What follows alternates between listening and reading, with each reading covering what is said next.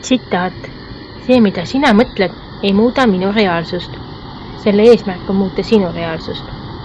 Kajastab sügavat arusaama sellest, kuidas meie mõtted kujundavad isiklikku kogemust maailmast ja mõjutavad meie suhtumist ellu.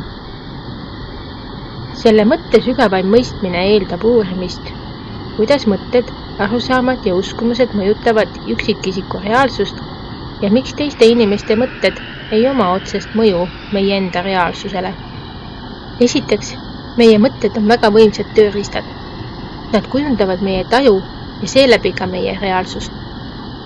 Kui inimene mõtleb positiivseid mõtteid, kipub ta maailma nägema positiivsemas valguses. Näiteks, kui keegi usub, et ta on võimeline saavutama kõiki oma eesmärke, siis on tõenäolisem, et ta võtab ette konkreetseid samme nende eesmärkide saavutamiseks. Vastupidiselt, kui inimene on veendunud, et ta ei suuda midagi saavutada, siis tõenäoliselt ta isegi ei proovi. Seega, meie mõtted ja uskumused loovad meie reaalsuse, sest need suunavad meie tegevust ja määravad, kuidas me reageerime erinevatele olukordadele. Kui me mõtleme selle peale, kuidas teiste inimeste mõtted mõjutavad meid, siis mõistame, et kuigi teised võivad püüda oma mõtete kaudu meid mõjutada, on lõplik mõju siiski meie enda kontrolli all.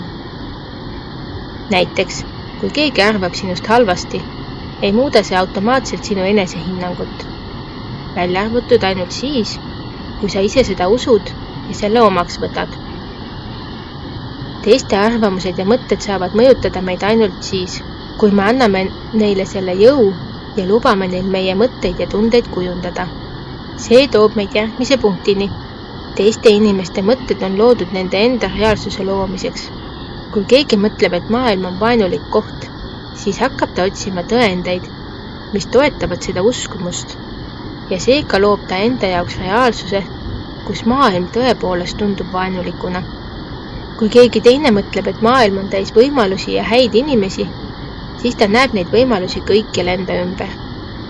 Seega, teiste inimeste mõtted ei ole loodud selleks, et meie reaalsust muuta, vaid nende eesmärk on kujundada nende enda kogemust ja maailma nägemust. Kui mõistame, et iga inimese mõtted teenivad eelkõige nende enda reaalsuse kujundamist, saame vabastada end vajadusest teiste mõtete ja arvamuste pärast muretseda. Me saame keskenduda oma mõtete teadlikule valimisele ja kujundamisele. Sellisel viisil, mis toetab meid enda heaolu ja eesmärke. Teiste inimeste mõtted ja arvamused ei pea meid mõjutama, kui me ei luba neil seda teha. Kokkuvõttes, mõte, see, mida sina mõtled, ei muuda minu reaalsust, selle eesmärk on muuta sinu reaalsust, rõhutab isikliku vastutuse ja autonoomia tähtsust. See tuletab meile meelde, et meie enda mõtted on meie reaalsuse loojad ja et teiste inimeste mõtted teenivad nende enda eesmärke ja reaalsuse kujundamist. Kui me õpime oma mõtteid teadlikult suunama, saame luua positiivsema ja toetavama reaalsuse enda jaoks, sõltumata sellest, mida teised mõtlevad.